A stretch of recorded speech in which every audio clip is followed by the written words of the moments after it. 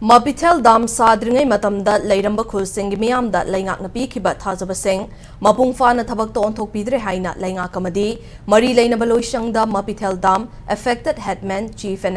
elders organization Manipur na mara sirakle loina na Mapithel dam asi lauthokuna hana leiramba khulsingda amuk hanna hanjin handuna khunda hanbiro haina leingak ta demand tawrakle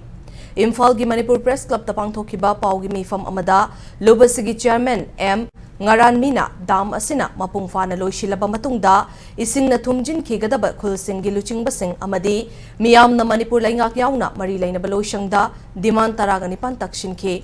laingak amadi mari lainaba sing na khunja singi damak demand sing adu thabak to onthokani haina thajaba piki adubo hairiba demand ama anidagi hena thabak to onthok pidre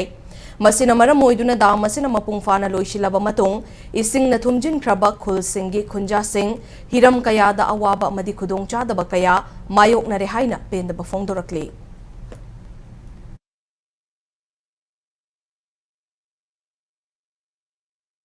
dam se thugai bikro sini dismantle tobiro maramdi government ekoida neglect tawre aduga deprive tawre promise tawkiba miyam agreement tawkib miyam se kitang di implement tawe ekoina water resources ki mantri da che se hanjin na thare unage su yade aduga implementation bo tawti aduna ekoi mase dam leibse public number warning aini maramdi human right violation tawre